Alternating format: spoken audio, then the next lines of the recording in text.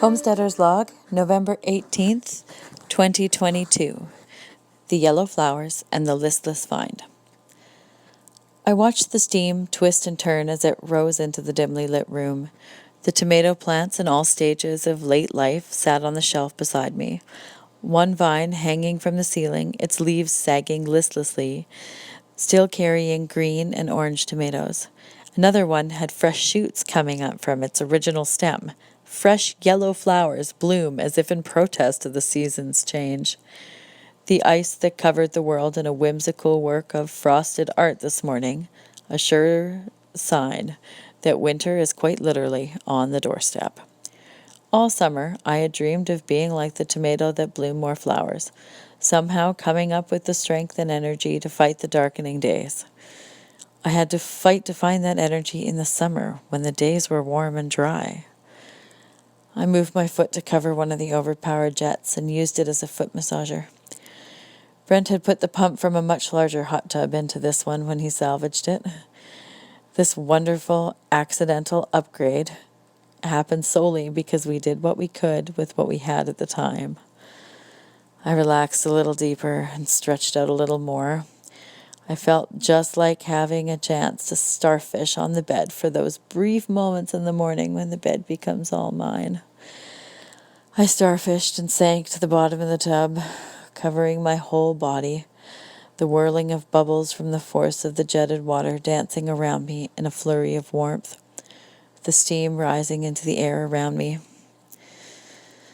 I thought about how great my body felt despite the chaos of the day. I've never been touched in the Zoas before, so even the knowing hands of a very skilled body worker touching the depth of my core was a very strange thing. To have that muscle's fascia manually manipulated was a whole other inner body experience. I stretched out my torso and reflected on the limber feeling that now filled the middle of my once awkward feeling body. "You look taller," I heard twice today. I felt taller and flatter. I could feel parts of my body that I had thought left me for good 23 years ago when I had my firstborn. 1.5 inches off my waist I had lost since I last looked. Now I wish that I had paid a little more attention to those measurements, as well as, instead of just the ones on the scale. I took a deep breath in and felt my ribs move freely. It was a good feeling to be able to breathe with less restriction. Now I fully understand why the horses I worked on for years loved me the way they did. Another deep breath in and I switched feet. The yellow flower on the rebellious tomato plant caught my eye again. I set myself unrealistic expectations, I have been told, over and over and over again. I expected myself to do more than I really can.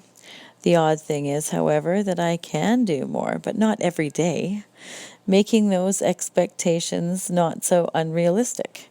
There are those amazing days when the moon and the stars line up and I can focus on anything. I can choose and have the energy to sustain me and my crazy ambitions all day as long as I want, then splat! I'm back to a high-functioning, hot mess, barely holding on together, chasing the fairy tale of the perfect day. I wonder if the yellow flower is chasing the fairy tale of the perfect day, or if she's mastered the art of slowly moving forward with the tools she has. Another deep breath as I adjust my starfish position to find a new jet to massage my back. With what a year this has been. So many of the things I managed to do I did with the ebb and flow of reality. Not everything I accomplished happened on one of those fairy tale days.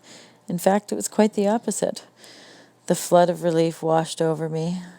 I managed to feel good enough to get through school, grow a bit of food, start pumpkin pie under saddle, and find my voice as a writer. There were days that set me back more days than I moved forward.